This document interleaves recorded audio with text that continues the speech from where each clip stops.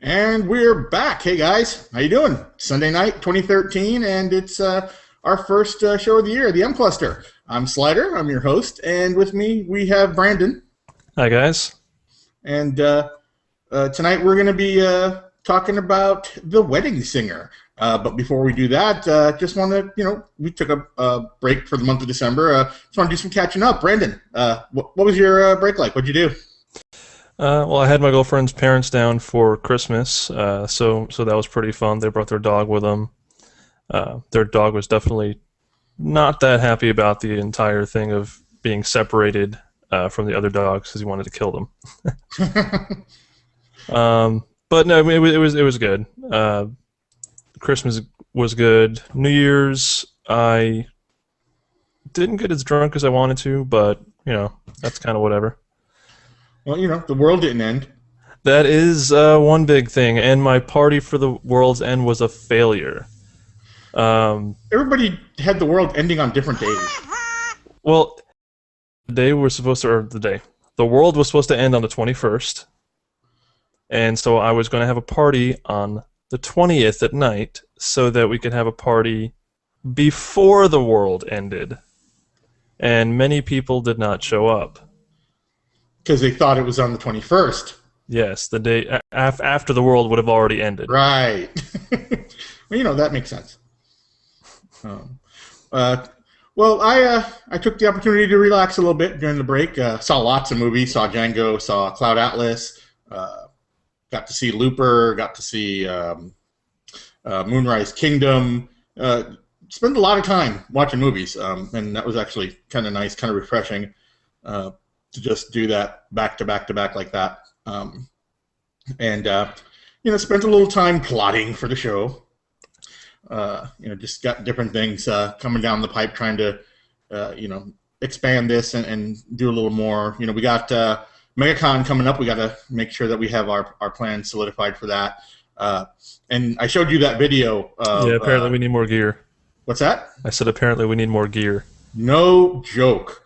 Man, we saw this video with GeekBeat TV. They were showing their prep for attending a con, and holy crap. Well, however, to be slightly fair, they have a budget for one. Well, yeah. Two, they were going to CES, and that's very big. Obviously. And they're established, and they have a crew, and I understand all that. I'm just saying, we need more gear. That part we both agree with. Their setup was awesome. Anybody who is interested in doing anything like that, I highly recommend this video. I'll post the link in the description of the video when we're done with the show tonight. They went through a very, very good demonstration of all the different parts that they use and how they use them, and having backups, and they're running 2 concurrent crews, and or 2. So, all right. So tonight we're talking about The Wedding Singer. This is an Adam Sandler film by most accounts. However, Adam Sandler is not really the draw to it for me. This is the movie where I fell in love with Drew Barrymore. She was obviously in E.T. as a little girl, and then she just kind of had a really weird adolescent life where she was just really self-destructive, really flamboyant, promiscuous, etc. And this was, I think, where she made the turn to being the girl next door. And it was something I really, really liked about the change in her career and in her performance. And I really liked the chemistry between her and Adam Sandler. So it was a really big turning point for me in the way I felt about Drew Barrymore. I really did not like her during her crazy phase, so it was a big turnaround. I really and just smitten with her now. The girl next door really does it for me, the way she does it, so to get into the movie, basically it's about a wedding singer, and he is friends with her, and she's getting married. She doesn't know a whole lot about the area. He does a lot of weddings. He starts helping her get ready for the wedding, they fall for each other, et cetera, et cetera. But one of the things that I really enjoy about this movie, and I think resonates with me more so than maybe someone your age, Brandon, is all the 80s references. I lived that era. I lived, the flock of seagulls haircuts, the guys being the Miami Vice wannabes, the big hair, all of it. Just watching it just kind of takes me back, and I remember seeing these things, and I remember experiencing these things. I remember wearing my white pants with my pastel shirt and a white string tie. Yeah, I never did any of that. So, because crap, I turned 7 in 1990, so I had 7 years to enjoy all of that. Yeah. So that was a big part of the draw to me. And it's just all of the 80s references really kind of bring it back for me. And I just really enjoy that part of it. But I've said it before, I'm not a fan of Adam Sandler's comedy, but he did a good job in this one. One of the things I don't like about Adam Sandler and about a lot of the comedians that come out of the SNL type shows is they play the same character over and over and over. I've said this about Jim Carrey. It's like in every movie he did, he was Ace Ventura for a while. And I liked Ace Ventura. I just didn't need to see 17 different versions of him. And it's kind of the same thing with Adam Sandler. I liked him on SNL, but I wanted to see him do some acting. And for a long time, he didn't do that. And I think this is one of the films where he actually did kind of step out of his little shell. And there were definitely some aspects of his SNL character in this movie, but he actually did play a different character, and I really appreciated that. What are your thoughts on the movie, Brendan? Some of what you already said. I had a huge crush on Drew Barrymore for the longest time because she was the girl next door. She's cute. She's my age. Crap. The list goes on. The first thing I saw her was E.T. I've seen probably most of her movies.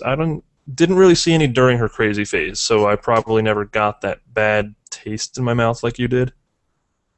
But there was a lot of good little things that they showed in this movie that had to do with the 80s, not just the big haircuts. Some of the music they had was kind no, but we're back. Sorry about that. So where was I? I was saying what I liked about the movie. Actually, recently rewatching it, I saw it. I saw it today, but I also saw it about 3 weeks ago. Like I had said, I completely forgot because there was like a period of like 3 or 4 years where I didn't watch the movie. I forgot that the movie started off with Adam Sandler getting left at the altar. Yeah, that's kind of a big part of the movie. Well, I don't know what it was. I would always, I guess, come into the movie right in the middle, right during the romance and the drama. And so, I definitely like, I guess, probably everything after that. Kind of before that is just really introducing this character.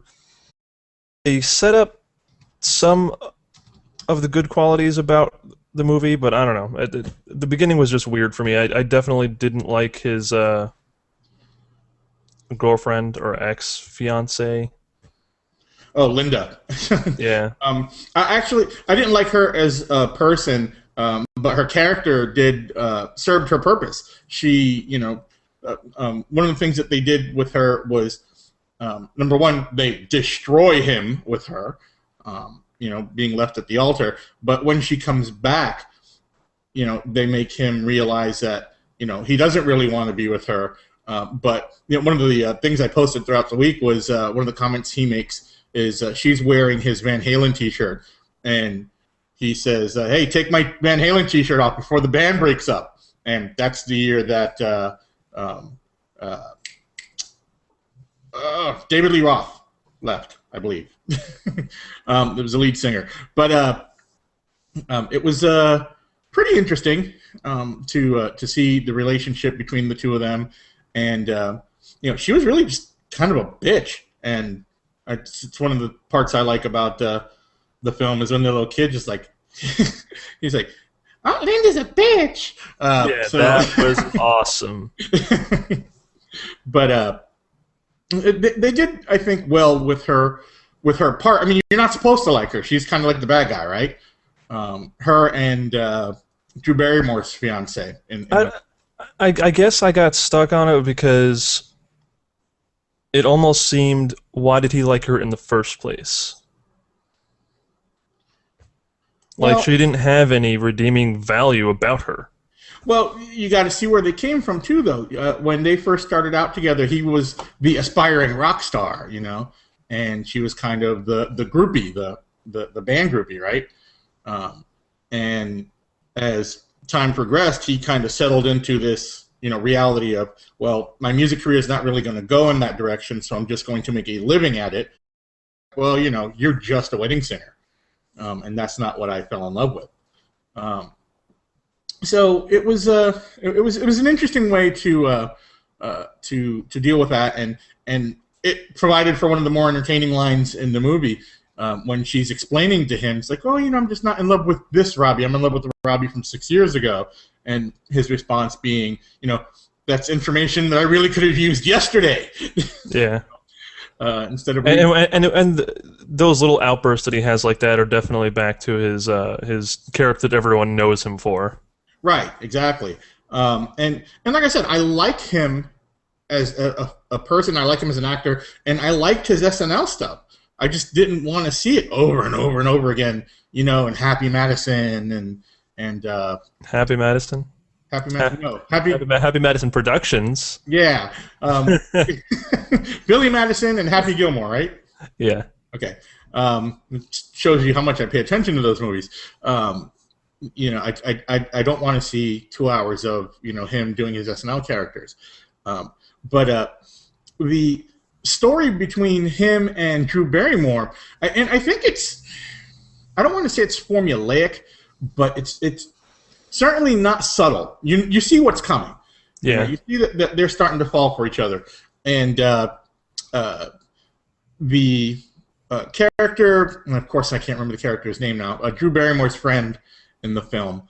The waitress chick. Yes. The ditz. Mm-hmm. She doesn't do anything to dissuade them from falling for each other. That's for sure. When she's trying to say, what kind of kiss you're going to do, at the wedding. It's like, oh, practice on him. I think she kind of knew, though. Well, maybe, but they certainly make it seem like she didn't, because when she has a realization moment. She's like, she says to her, she's like, "Oh my God, how did I not see it before?" But and then you have the typical. She goes to his house. Julie, oh no, not Julie.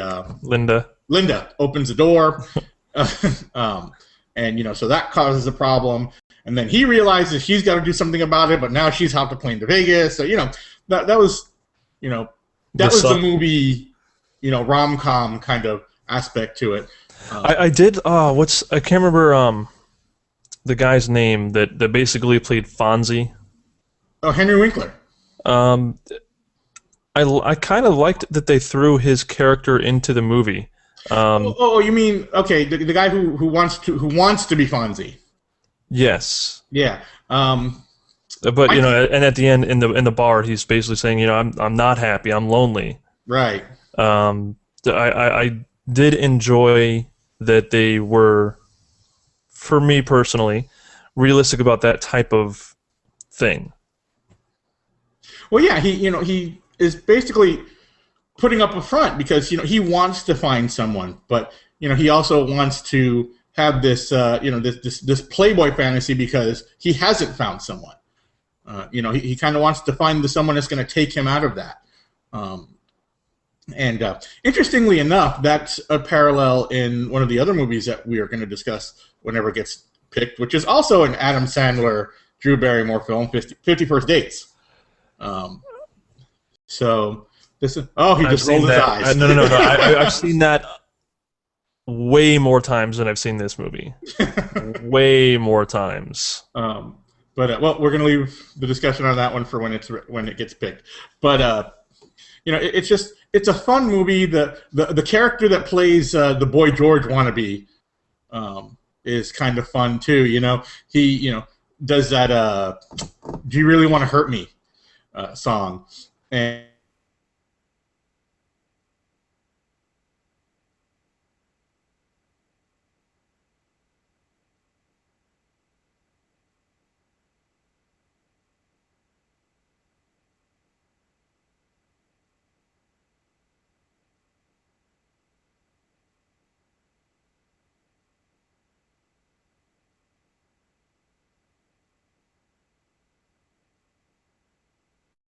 bothers you.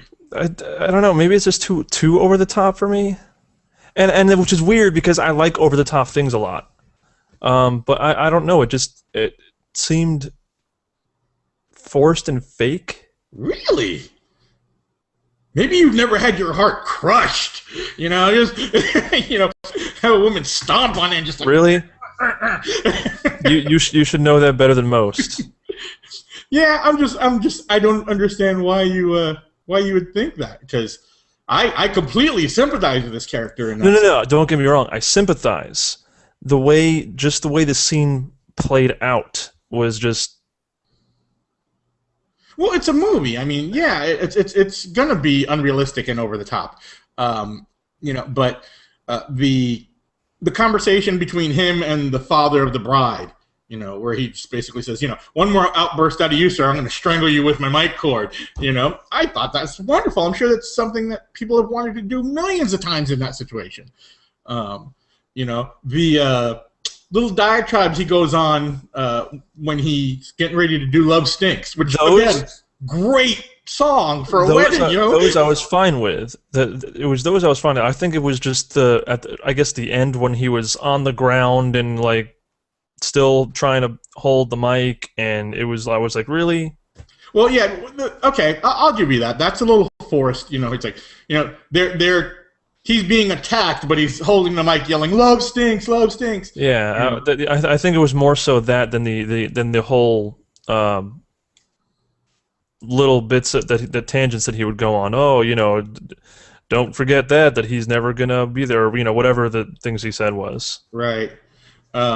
And then we had the little gems of like the different little characters, like Steve Buscemi's character, the drunk brother or the drunk best man.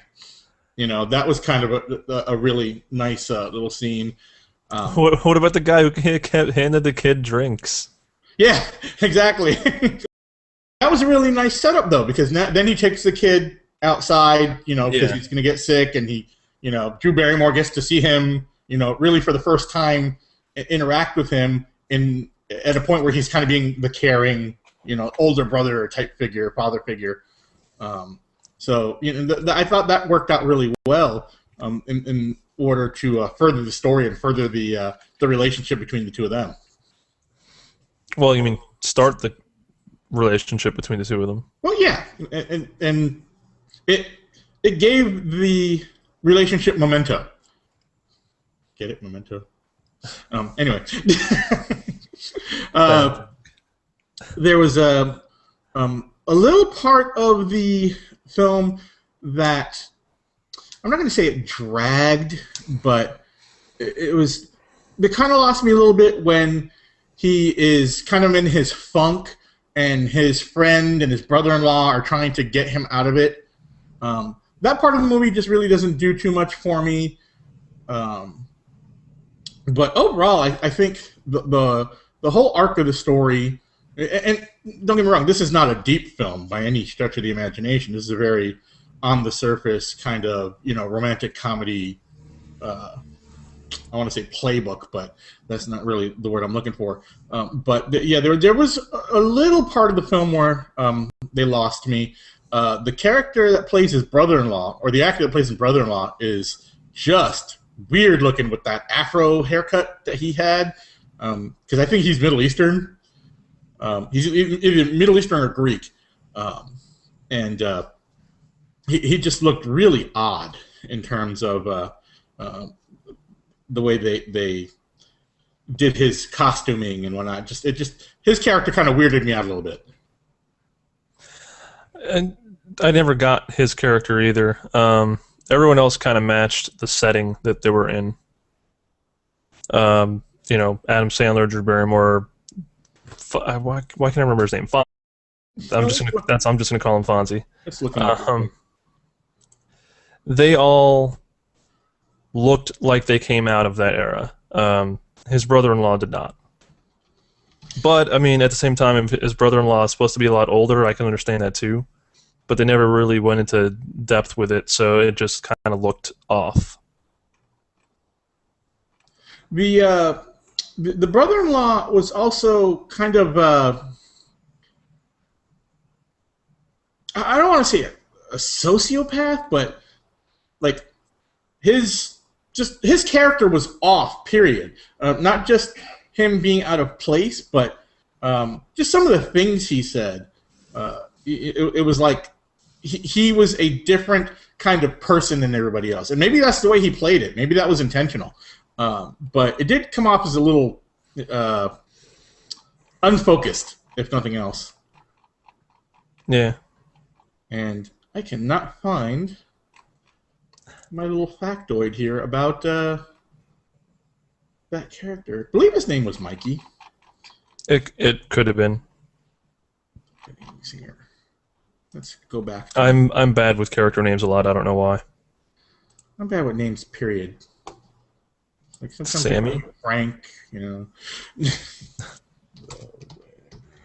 Oh God, Frank. I used to hate that. Let's see. Sammy is his name. Is that right? Yeah, Sammy. Actor's name is Alan Covert. Covert. Yeah, I've seen. He's been in a lot of Adam Sandler's movies.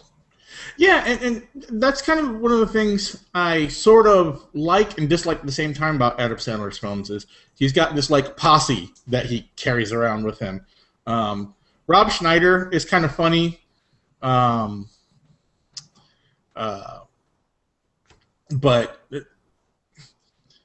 it's almost like you don't have to even try out for the film. You're just, it's like, oh, Adam Sandler's making a film. It's going to have these 5 people in it. Kind of true. I mean, apparently Sammy, he's been in 14 of Adam Sandler's movies. That's crazy. Yeah, and it's kind of an interesting thing the way they do that because when he has them in the films, generally they get credit for it, whether regardless of how brief they're in the film. But Adam Sandler himself has actually been in a lot of movies where he's uncredited, and just shows up like as an extra or like not necessarily showing up as Adam Sandler or as a character that you're supposed to recognize. He just kind of pops into other people's films, which I thought was kind of an interesting thing when I was doing my research on him. Yeah, so there's a part of this that kind of resonates with me. I talk about the whole 80s thing. There is a part of the and here's the theater fag in me coming out, I guess. The love story between the two of them does get to me. It is something that I do appreciate, and I can see myself in that situation. And as bad as it is, I could almost say that I would want to be in that situation, especially with someone like Drew Barrymore. Yes, I would agree. That's why I had a huge crush on her. Yeah, and and I'm glad she took her career in that direction. But overall, the movie's fun. The story is coherent. It's not really a chopped up, stupid story. A lot of the actors do a really good job. Even in like just the tiny parts that they're in, like when he's at the airport, the guy behind the counter with the flock of seagulls haircut. He's in the movie for all of 35 seconds, but I thought he did a really good job portraying someone of that time. Billy Idol showing up at the end was pretty cool. being his experience in first class was pretty funny. When she gives him the hot towel and he's like, what do I do with it? And honestly, if I flew first class and I was handed a hot towel, I would do the same thing. I'd be like, thanks. When I flew back from the United Arab Emirates, I got to fly back first class because there was hardly anybody on the plane, and that was a pretty neat experience. And as a matter of fact, I believe I went through that. Which they gave me the towel. I'm like, what do I do with this? And she's like, oh, it's for your face. I was like, oh, okay. So yeah, it's definitely something I can relate to, something I've been through.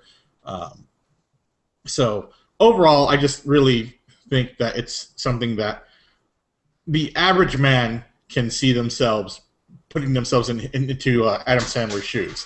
And I have to imagine that from a female's perspective, they can totally see the romantic angle of it from Drew Barrymore's side as well.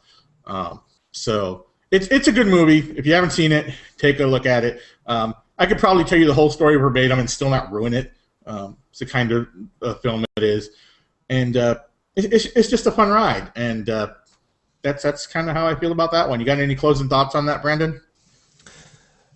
No, it was a good movie. I like romantic comedies in general. It's not my favorite kind of movie to go see, but definitely don't mind watching them. I did enjoy 50 First Dates much more than this, so I really look forward to discussing that when the time comes. Wait, much more than this? You almost sound like you didn't like this one. No, 50 First Dates is probably my favorite romantic comedy. Okay, I can see that.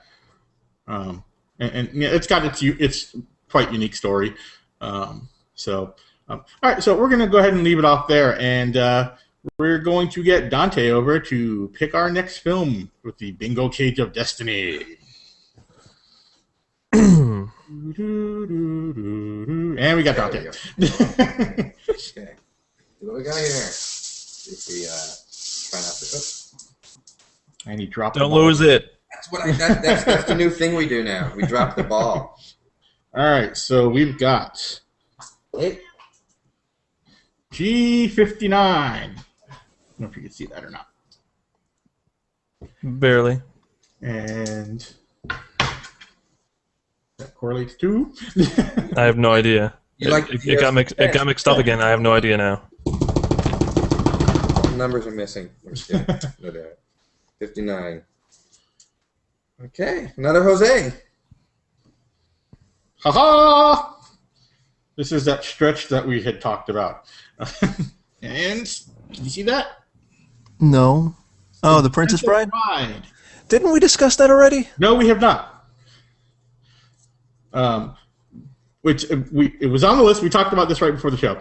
It's on the list, but we didn't. We haven't actually done the discussion yet. We brought it up a few times. Oh, okay. In the discussion of other movies, but. Oh no, that's right. I remember now because you guys were all getting on me for not seeing the movie yet. Yes. Have you seen it? I've seen like 15 minutes of it. Oh my God! Come on, man. Well, you'll be forced to watch it now. Yeah. There's probably been times where like people have quoted it in front of you and you just totally missed out. Yes, one of the most quotable movies of all time. So I'm gonna look forward to talking about that one. It's actually one of my favorite movies of all time. Carrie L. West, Andre the Giant, the guy whose name I can only remember is Inigo Montoya. Can't believe I can't remember his name. At any rate, good film. Looking forward to discussing it. And glad to be back. Looking forward to doing more discussions in the new year. Looking forward to getting more people on the show. And looking forward to interacting with you guys some more and getting some more user input on this. So on that note, we're going to go ahead and close this one out. On behalf of Brandon, Dante, and myself, that's a wrap. Hey guys, thanks for watching. Don't forget to like, favorite, and subscribe. Or if you want to follow along with our antics when we're not in front of the camera, you can check us out on our social media pages on Facebook, Google+, or Twitter by searching for the M Cluster. Or you can leave comments in the field below. Or you can send us an email or give us a call. Heck, you can even write us a letter. Or you could buy us dinner. Or you could buy us a car. That would be awesome. Or you could send us on vacation. Or get us an Emmy. Ooh, a Tony. If you could get us a Tony, that would